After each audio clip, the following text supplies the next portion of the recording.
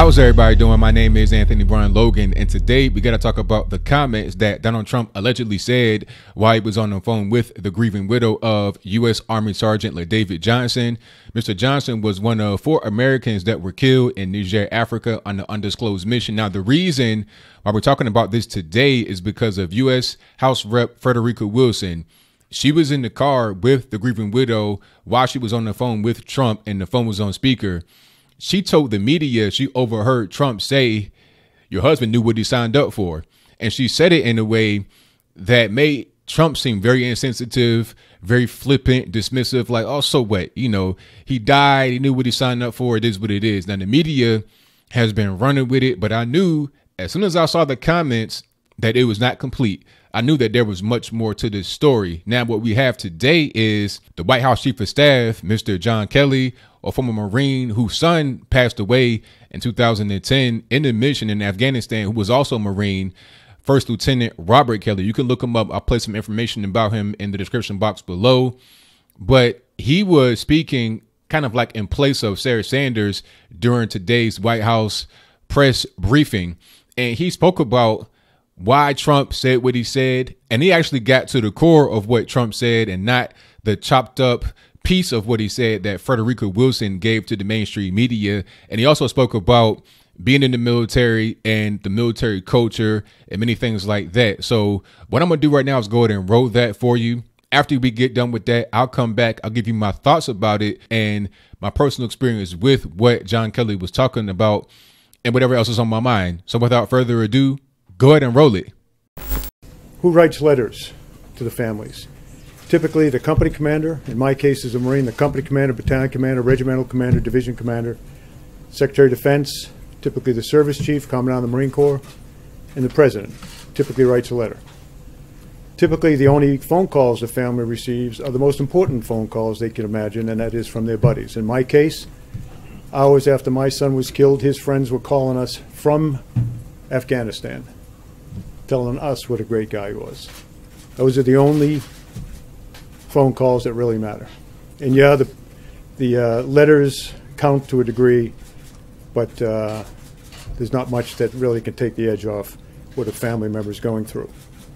So some presidents have elected to call. All presidents, I believe, have elected to send letters. If you elect to call a family like this, it is about the most difficult thing you could imagine. There's no perfect way to make that phone call. When I took this job and talked to President Trump about how to do it, my first recommendation was he not do it.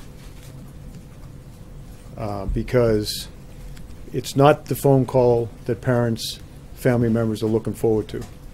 It's nice to do, in my opinion, in any event.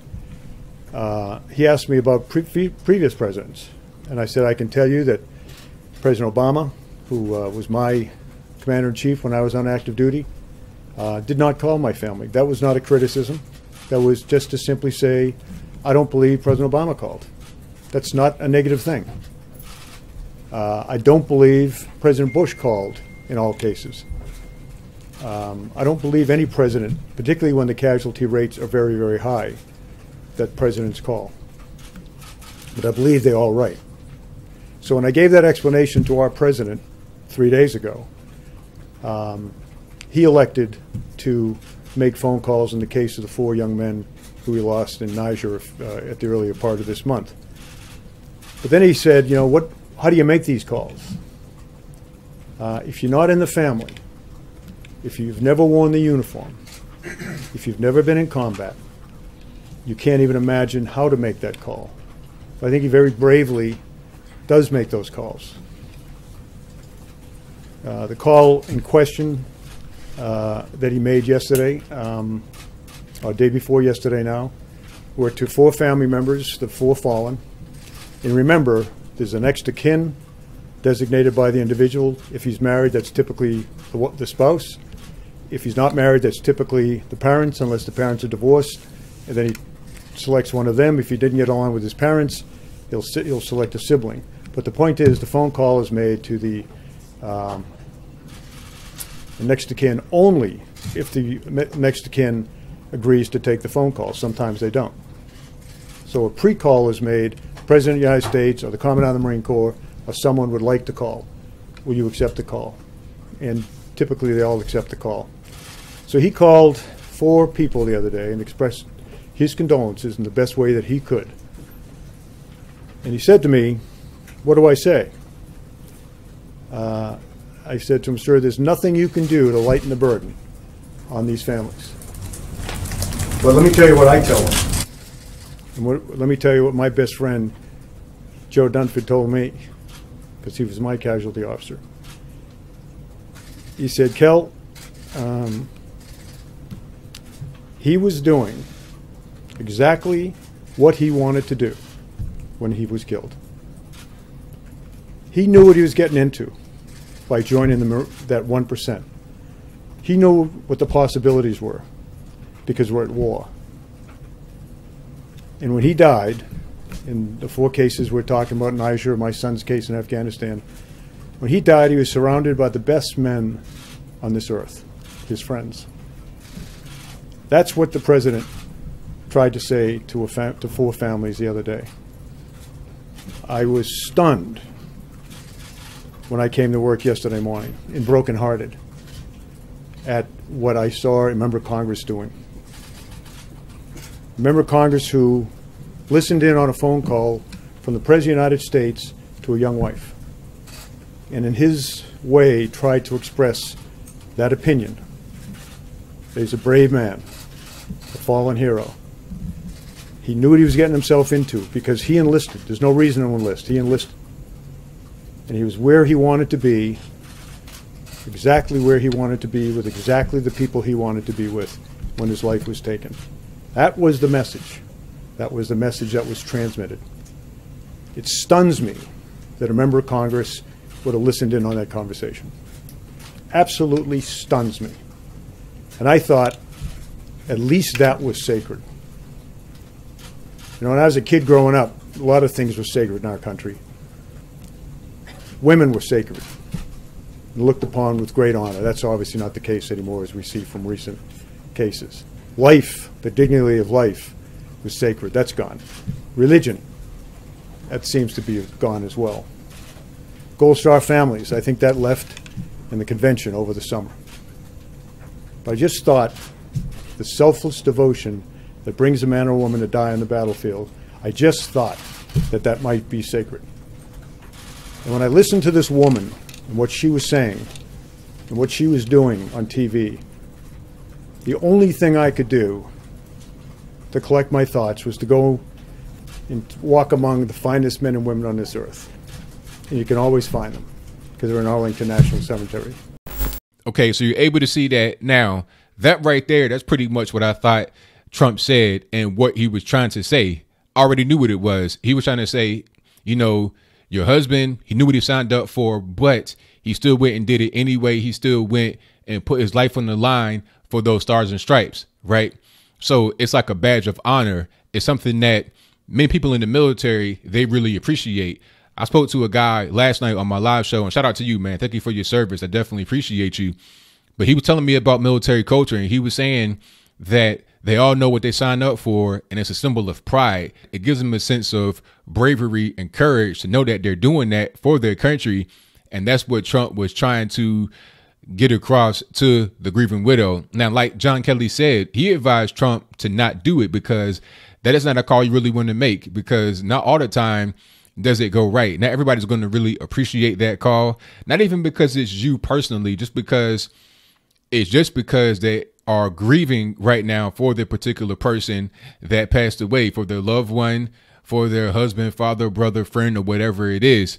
Okay, so that's what's going on with that. Now, Frederica Wilson ought to be ashamed of herself. She is using this as a political football, as an opportunity to get her point across. I saw an interview with her.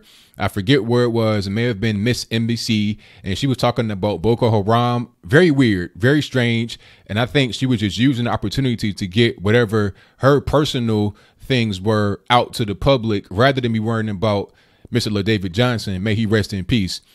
Rest in peace, LaDavid Johnson. Rest in peace, Robert Kelly, John Kelly's son. And rest in peace to all those that have passed away in a line of service. I understand what you're going through. My father was in the Marines. He has not passed away.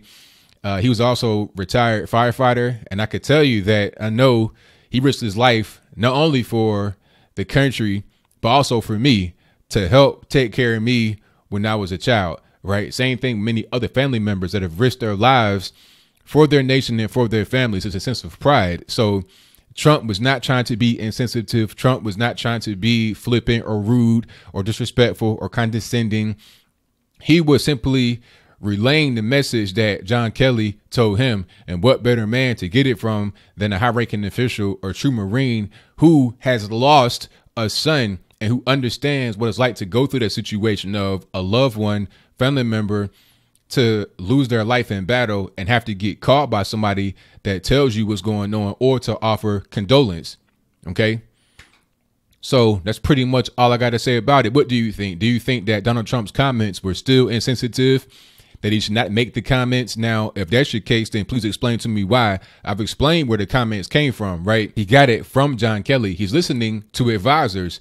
He's saying, hey, what should I do? How do I make the call? Like, give me some pointers. And he followed the instruction that he got from John Kelly. OK, now, I'm not really sure exactly the verbatim words that he said, but I'm 100% certain that he followed John Kelly's script for the most part to the letter. OK, I think what Frederica Wilson did was just hear that little piece of it or selectively cut that piece of it out to fit her own political narrative. Whatever your comments are, let me know in the comments below. And that's all I got to say for this video. If you like what you heard, please comment, rate, share, and subscribe. Peace. Thanks very much. And as I walk off the stage, understand there's tens of thousands of American kids, mostly, doing the nation's bidding all around the world. They don't have to be in uniform. You know, when I was a kid, every man in my life was a veteran. World War II, Korea, and there was the draft. These young people today, they don't do it for any other reason than their selfless sense of selfless devotion to this great nation. We don't look down upon those of you that haven't served. In fact, in a way, we're a little bit sorry, because you'll never have experienced the wonderful joy you get in your heart when you do the kind of things our servicemen and women do. Not for any other reason than they love this country. So just think of that, and I do appreciate your time.